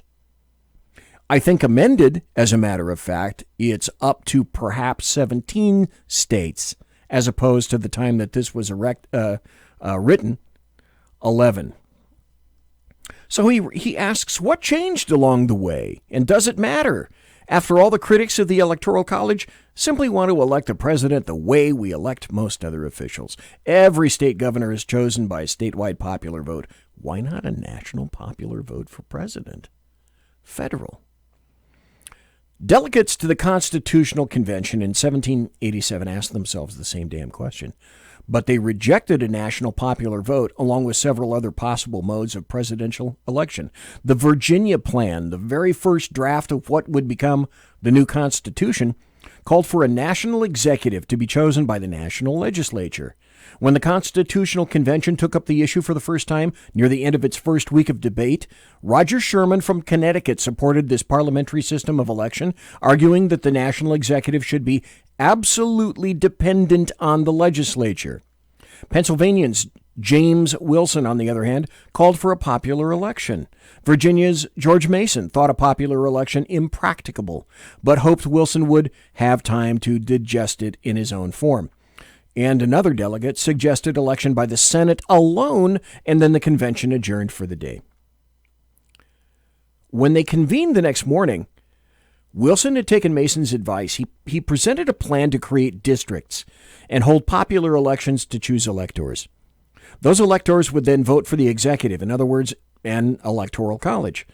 But with many details left out and uncertainty remaining about the nature of the executive office, Wilson's proposal was voted down. A week later, Elbridge Gerry of Massachusetts proposed election by state governors. That, too, was voted down. And a consensus began to build. Remember, we heard about building consensus. Delegates did not support the Virginia plan's parliamentary model because they understood that an executive selected by Congress would become subservient to Congress. A similar result they came to see could be expected from assigning the selection to any body of politicians. There were other oddball proposals that sought to salvage congressional selection. For instance, to have congressmen draw lots to form a group that then would choose the executive in secret. But by July 25th, it was clear to James Madison that the choice was down to two forms of popular election. The option before us, he said, is between an appointment by electors chosen by the people and an immediate appointment by the people. Madison said he preferred popular election, but he recognized two legitimate concerns. First, people would tend towards supporting candidates from their own states. Imagine that. Giving an advantage to larger states. Second, a few areas with higher concentrations of voters might come to dominate. Just what leftists want today. Madison spoke positively of the idea of an electoral college, finding that there would be very little opportunity for cabal or corruption in such a system. By August 31st, the Constitution was nearly finished, except for the process of electing the president. The question was put to a committee comprised of one delegate from each of the 11 states present at the convention. That committee, which included Madison, created the Electoral College as we know it today. They presented the plan on September 4th, and it was adopted with minor changes. It's found in Article 2, Section 1, which says, "Each state shall appoint in such manner as the legislature thereof may direct a number of electors equal to the whole number of senators and representatives to which the state may be entitled in the Congress." Federal officials were prohibited from being electors.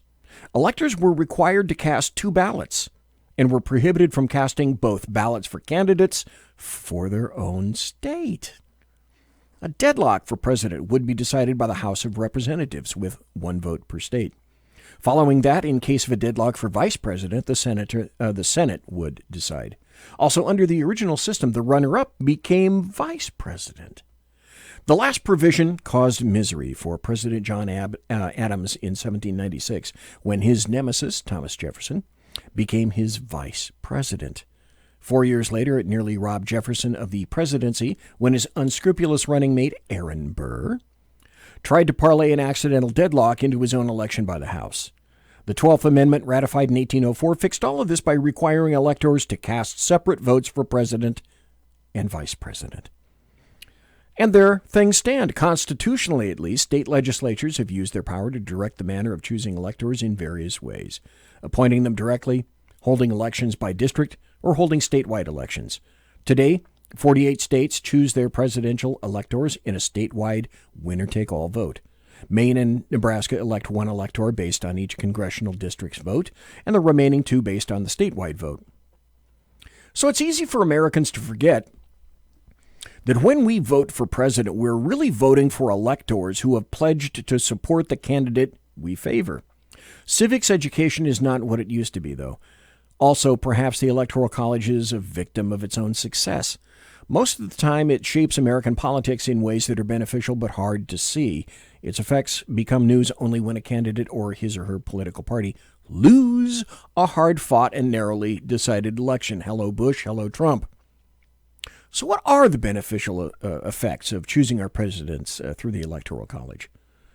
Under the Electoral College system, presidential elections are decentralized, taking place in the states. Although some see this as a flaw, U.S. Senator Elizabeth Warren opposes the Electoral College expressly because she wants to increase federal power over elections. This decentralization has proven to be of great value. For one thing, state boundaries serve a function analogous to that of watertight compartments on an ocean liner.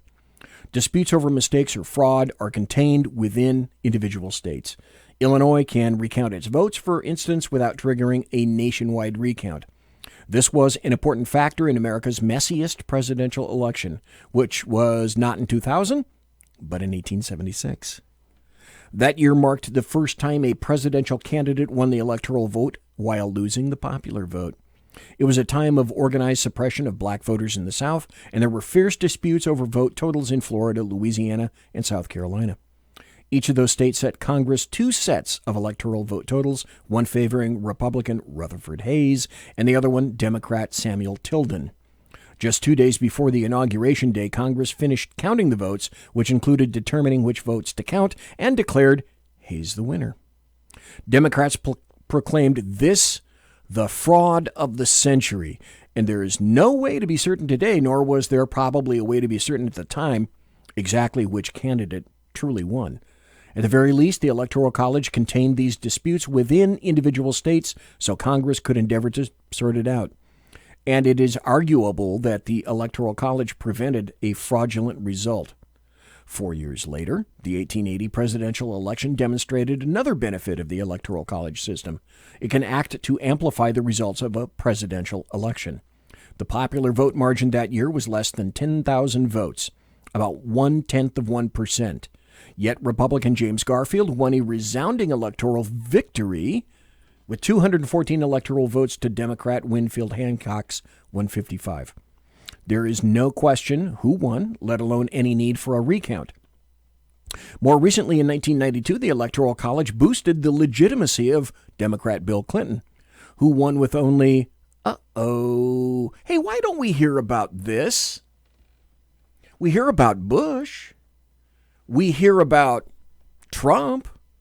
But why don't we hear about 1992, when the Electoral College and Democrat Bill Clinton, he won with only 43% of the popular vote, but he received over 68% of the electoral vote. But you don't hear a peep from leftists about that, do you? But there's no doubt the greatest benefit of the Electoral College is the powerful incentive it creates against regionalism. Here, the presidential elections of 1888 and 1892 are most instructive. For example, in 1888, incumbent Democrat President Grover Cleveland lost re-election despite receiving a popular vote plurality. He won this plurality because he won by very large margins in the overwhelmingly Democratic South. He won Texas alone by 146,000 votes, for example, whereas his national popular vote margin was only 94,000.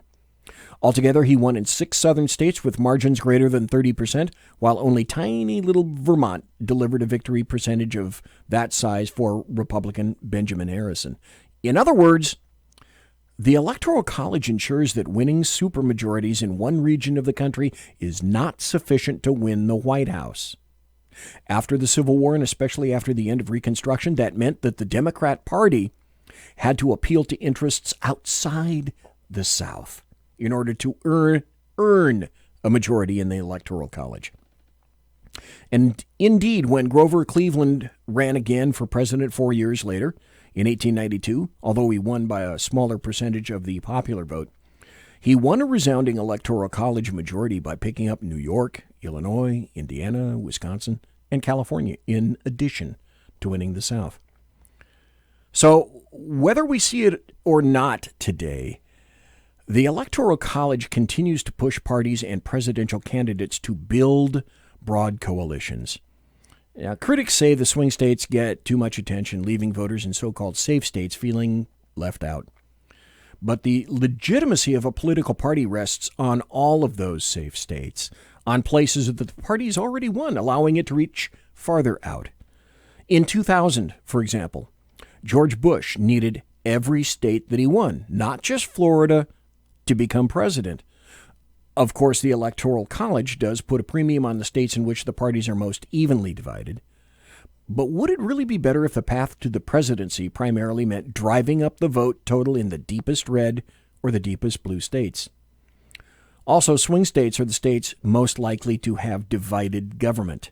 And if divided government is good for anything, it's for accountability. So with the Electoral College system, when we do wind up with a razor-thin margin in an election, it is likely to happen in a state where both parties hold some power rather than in a state controlled by one party.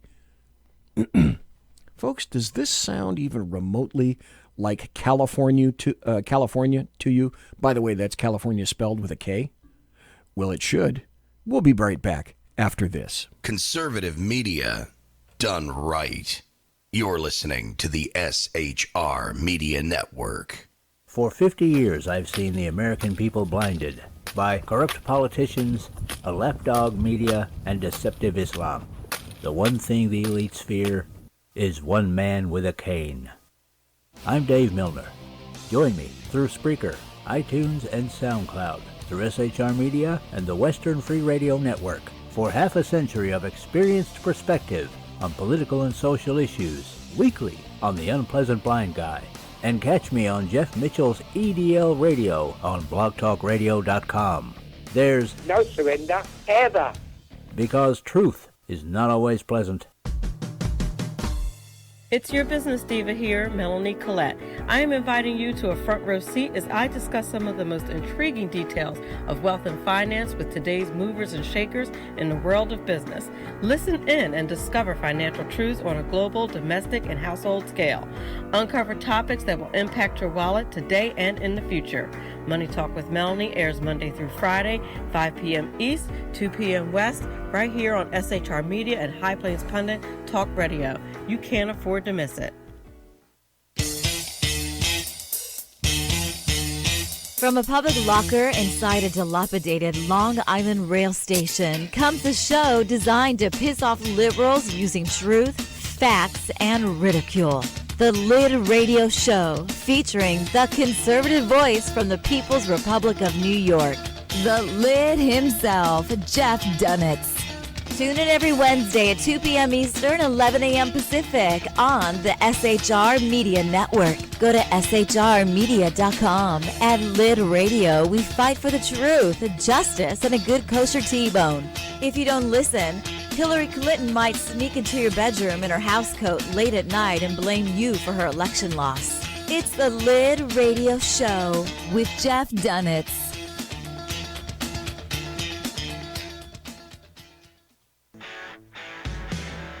Hey girls, Carry Girl Gear is here.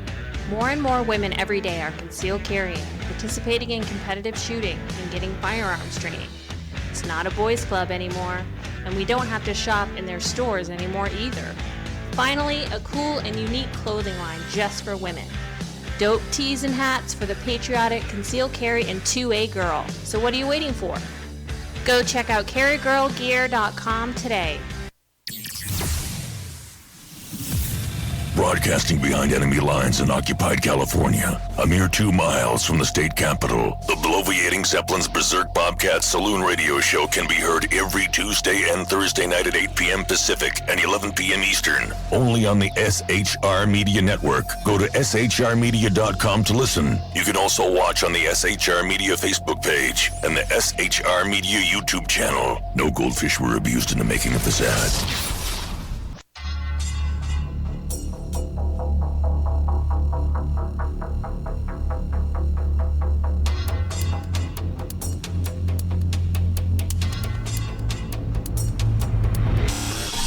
New show on the SHR Media Network, Sackheads Against Tyranny.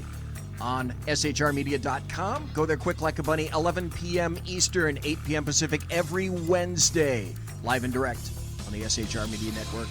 shrmedia.com. Be there.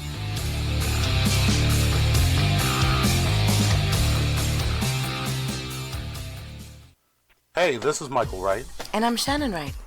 Join us for The Right Way with Shannon and Mike, Monday through Thursday, from 7 to 9 a.m. right here on SHR Media. Why are they joining us? For fun things like sports, politics, Oh, maybe some news and entertainment? and all kinds of other things. Money and recipes and events, all kinds of stuff. Yeah, so join us Monday through Thursday, 7 to 9 a.m. here on shrmedia.com. Conservative media done right. You're listening to the SHR Media Network. Wow. It's the final 25 minutes in the show. Just as I told Lee Howard Rhodes, candidate for Democrat president in 2020 next year, I said, dude, your hour will seem to go by as though it is a mere fleeting butterfly. Oh, I learned something very important last night from Sackhead's Clint. What is a group of butterflies called? Like it's called a murder of crows. What are a group of butterflies called? I love this. It's called a kaleidoscope of butterflies. I thought that was great. I was going over an article about the Electoral College by a man named Trent England, and he gave a speech at Hillsdale College talking about the necessity of the Electoral College, and he continues, despite these benefits of the current system, opponents of the Electoral College maintain it is unseemly for a candidate to win without receiving the most popular votes. Now, as Hillary Clinton seemed to put it in 2000, in a democracy, stop. Everybody that's listening right now. Question for you, because you've heard Professor Michael Jones speak at length about this. Is the United States a democracy? Anybody in chat? Bueller? Those of you listening in podcast, the American truckers who are listening to me right now live or listening in podcast, hold your hands up. Is America a democracy? Well, Hillary Clinton seems to think so. She said, in a democracy, we should respect the will of the people. And to me, that means it's time to do away with the Electoral College, yet similar systems prevail around the world. In parliamentary systems, including Canada, Israel, and the United Kingdom, prime ministers are elected by the legislature. This happens in Germany and India as well. Oh, leftists love these places, which also have presidents who are elected by something similar to an electoral college. In none of these democratic systems is the national popular vote decisive. Uh-oh. More to the point, in our own political tradition, what matters most about every legislative body, from our state legislatures to the House of Representatives and the Senate, is which party holds the majority. That party elects the leadership and sets the agenda. In none of these representative chambers does the aggregate popular vote determine who's in charge. Imagine that. What matters is winning districts or states. Nevertheless, there is a clamor of voices calling for an end to the Electoral College. Remember when former Attorney General Eric Holder declared it a vestige of the past, and Washington Governor Jay Inslee labeled it an archaic relic of a bygone age?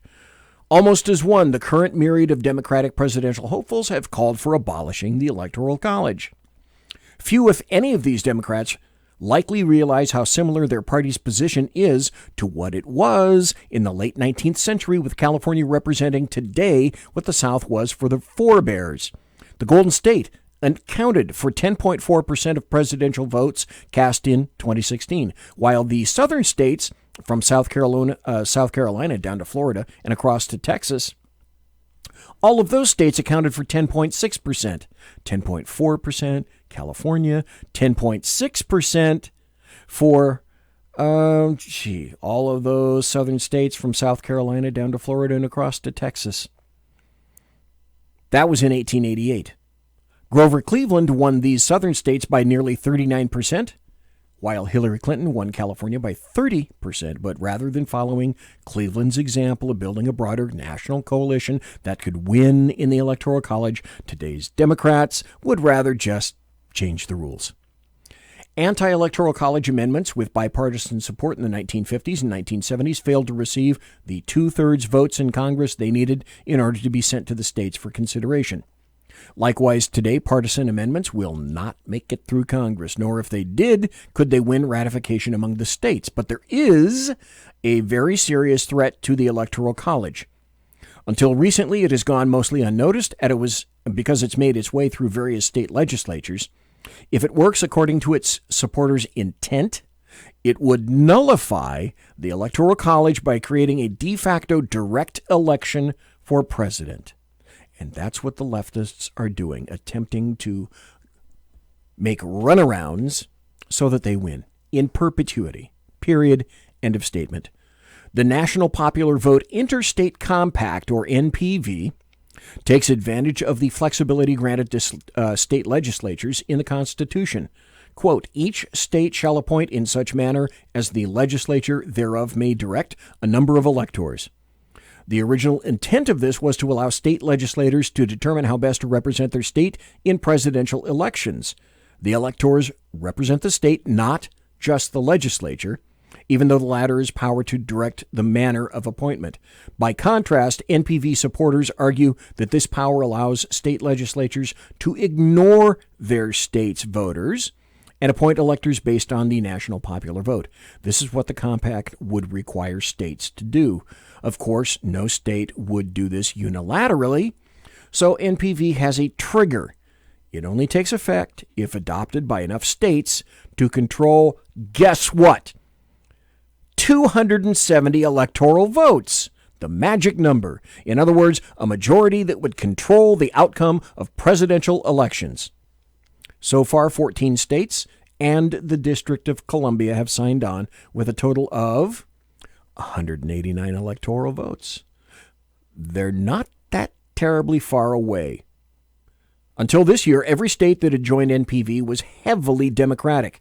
California, Connecticut, Hawaii, Illinois, Maryland, Massachusetts, New Jersey, New York, Rhode Island, Vermont, and Washington. The NPV campaign has struggled to win other Democratic states. Delaware only adopted it this year, and it still has not passed in Oregon, although it may soon. Following the 2018 election, Democrats came into control of both the legislatures and the governorships in the purple states of Colorado and New Mexico, which have subsequently, imagine that, joined NPV.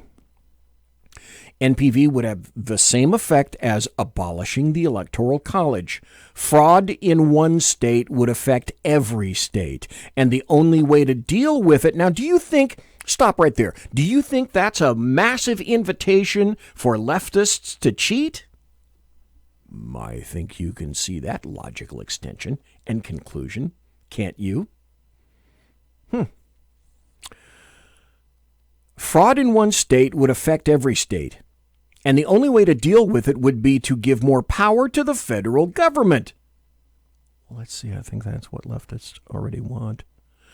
Elections that are especially close would require nationwide recounts.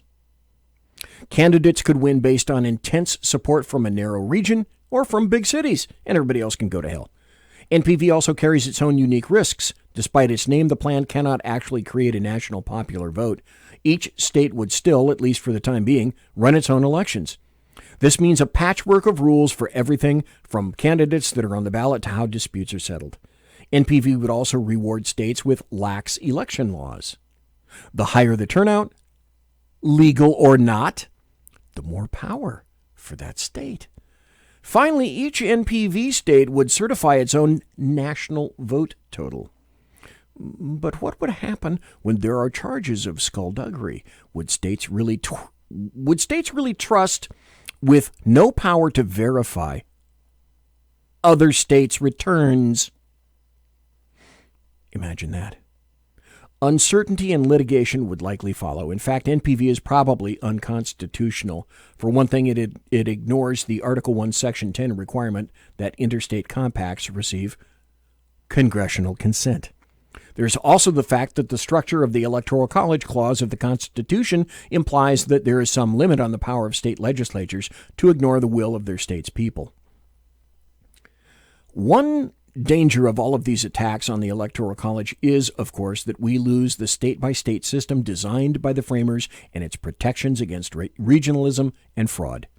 This would alter our politics in some obvious ways, shifting power towards urban centers, for example, but also in ways we cannot know in advance. Would an increase in presidents who win by small pluralities lead to a rise of splinter parties and spoiler candidates? Would fears of election fraud in places like Chicago and Broward County lead to demands for greater federal control over elections? These are great questions. The more fundamental danger is that these attacks undermine the Constitution as a whole. Arguments that the Constitution is outmoded and that democracy is an end to itself are arguments that can just as easily be turned against any of the constitutional checks and balances that have preserved free government in America for well over 2 centuries. The measure of our fundamental law is not whether it actualizes the general will. That was the point of the French Revolution, not the American. The measure of our Constitution is whether it is effective at encouraging just, stable, and free government that protects the rights of its citizens. The Electoral College, Trent England writes, is effective at doing this. We need to preserve it, and we need to help our fellow Americans understand why it matters.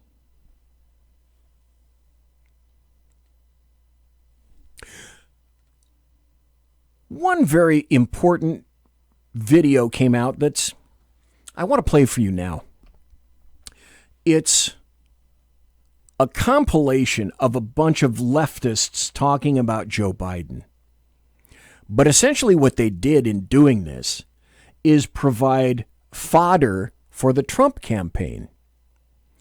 So what you're about to hear is a video about 2 minutes in length, crafted by the Trump campaign, but it's a collection of voices from the left who are talking about, or talking smack, shall we say, about Joe Biden. So it ended up being a wonderful campaign video for Donald Trump.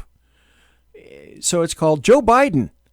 You just wonder. President Obama reportedly told Joe Biden directly, quote, "You don't have to do this, Joe. You really don't." No. That is not a joke. That is a natural fact. I think Biden looked unsteady at many points. Play the radio. Make sure make sure you have the record player on at night. The phone.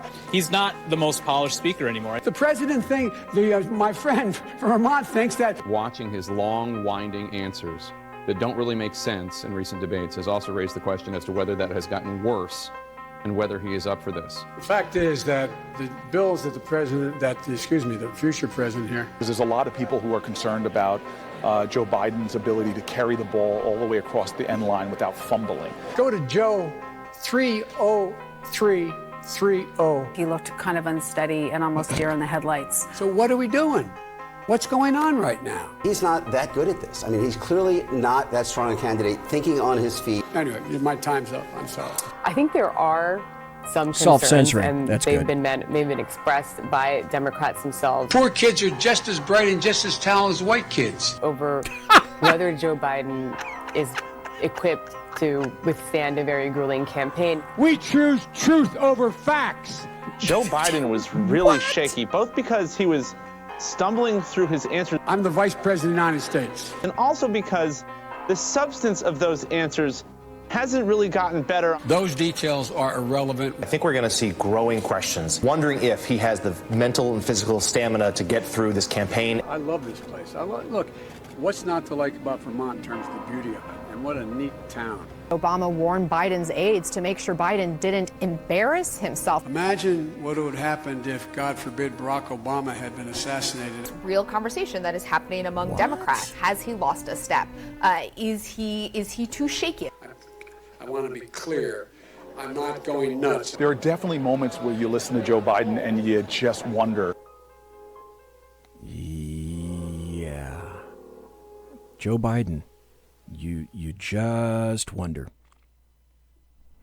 Had to play that for you tonight.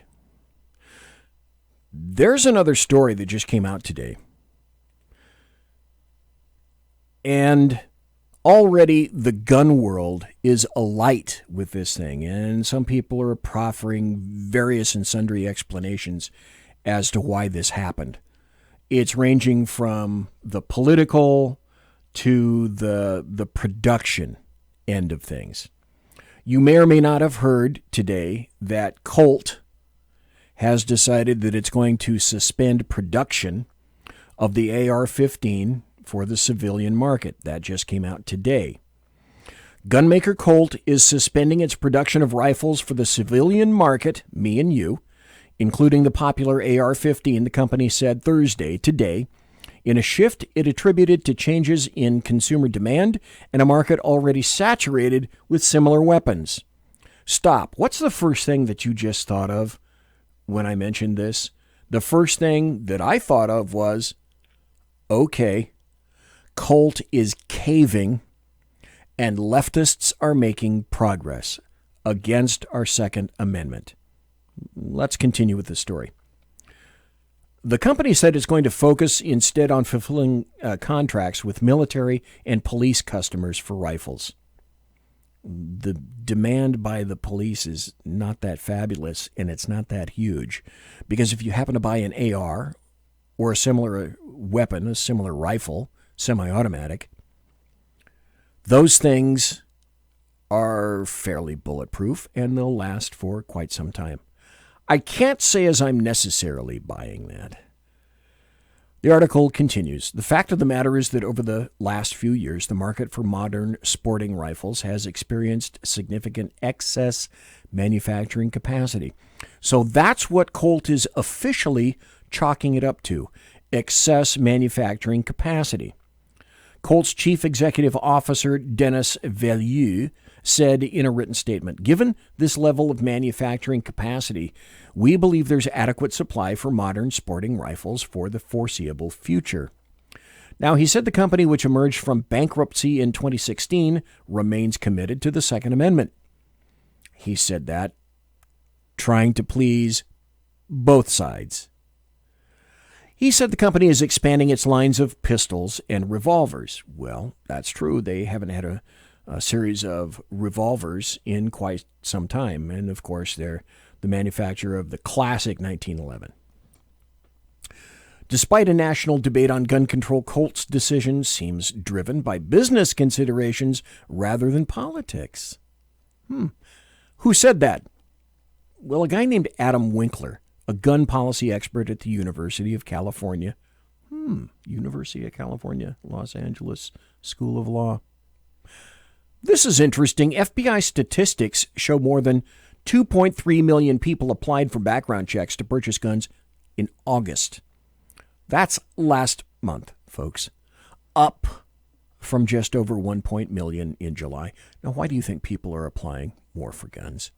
Could it possibly be because all the leftists in the world are saying, whereas before, a year ago, 2 years ago, they're saying, and you were considered a tinfoil hat-wearing moronic fool. We're not coming for your guns. What stupid moron would say we're coming for your guns?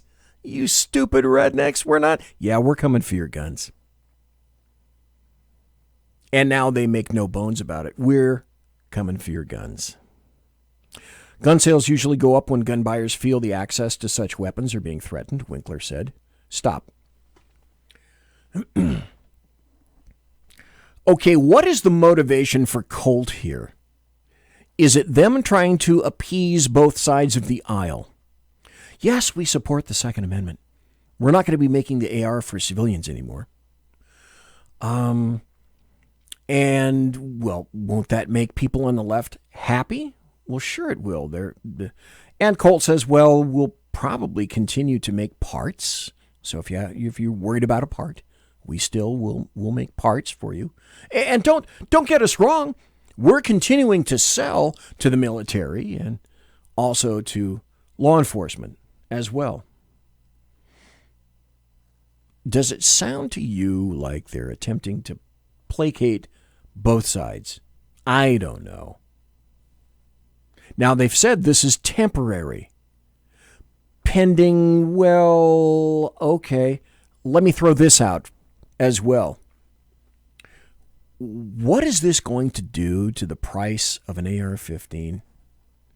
Do you possibly think that the price of AR-15s the prices are going to skyrocket? Supply and demand. So that just came out today for Colt. Here's another interesting aspect that you may or may not have heard.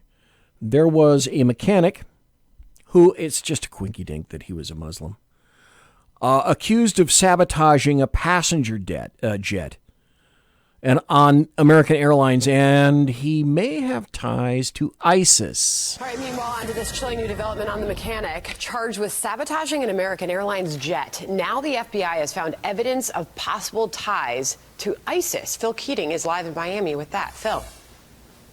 Sandra, until Wednesday, this case was never tied to a possible terrorism-related motive, but that is the suggestive evidence presented in court yesterday downtown Miami by U.S. prosecutors, and the result, bond denied. The American Airlines mechanic accused of sabotaging a commercial airliner with 150 passengers on board had his detention hearing yesterday. The federal magistrate ordered Abdul Majid Maruf Ahmed Alani to remain in custody, saying she has evidence to suggest he could be sympathetic Okay, how many times did he practice that name? I would have had to do it at least 10 times. to terrorists. In court, prosecutors revealed that FBI agents found ISIS videos on his phone showing graphic killings, and that he forwarded one video to someone with the urging for Allah to take revenge against all non-Muslims.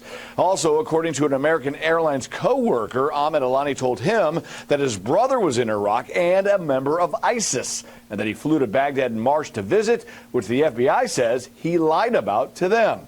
In July, the Miami to Nassau flight turned back before taking off after an error light with the navigation system appeared in the cockpit. According to the pilot, without a functioning navigation system, it would have resulted in a crash. However, Ahmed Alani's defense attorney said in court yesterday that is not true, as the second navigation system still worked, and that the government is blowing this case out of proportion. Ahmed Alani's family flew into Miami for yesterday's bond hearing, saying nothing to the media afterwards. 60-year-old Ahmed Alani was born in Iraq and is a naturalized U.S. citizen. He's charged with one count of willfully damaging, destroying, or disabling an aircraft. He admits he sabotaged the plane, telling investigators he was upset with stalled contract negotiations between his union and American, and that he thought if he could force the plane back to get a mechanical problem fixed, he'd get more work and thus more overtime, which in fact did happen. If convicted, he faces a maximum federal prison sentence of 20 years. He will be back in federal court downtown Miami tomorrow for his arraignment. Hey, come on, listen. He's not a terrorist. He's just an innocent guy trying to make ends meet. Because he wanted the overtime. That makes sense to me, doesn't it? I'll end with this. Also, today, from, let's see, where was this? New York. A New Jersey man was indicted for scouting, again, New York City locations for Hezbollah. That's what the DOJ says. A 42-year-old man from Morristown, New Jersey, was charged Thursday by the Department of Justice for offenses related to his support for the militant group Hezbollah that include scouting locations across New York City, according to DOJ. Alex Saab, also known as Rashid, faces 9 counts on terror activities as well as separate marriage fraud offenses. Like some other Ilhan Omar we know. Saab is accused of serving as an operative for Hezbollah and conducting surveillance of possible target locations to help them potentially prepare for future attacks in America. Folks, I'm telling you, 2 things that you can take to the bank. Rust never sleeps, and Muslims never sleep.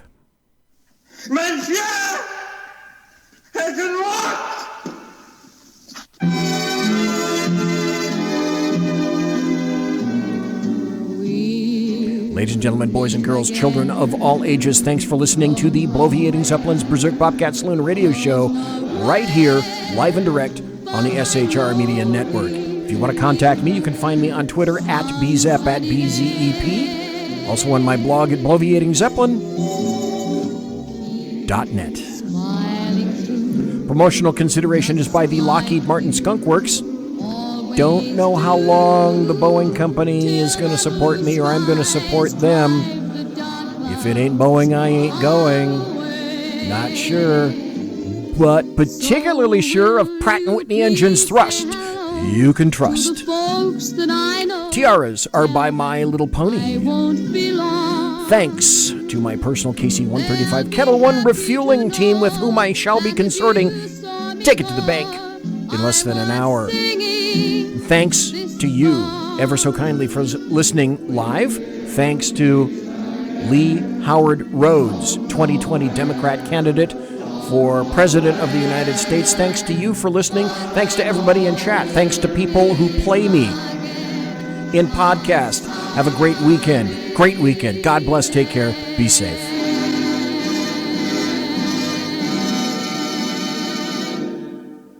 Everybody quiet down now and get some sleep. Night, everybody. Good night, Mama.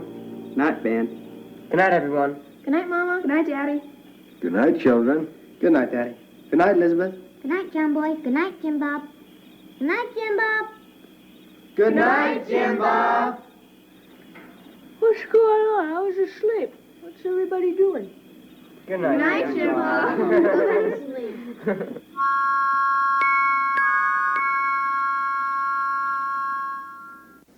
Good night and good luck.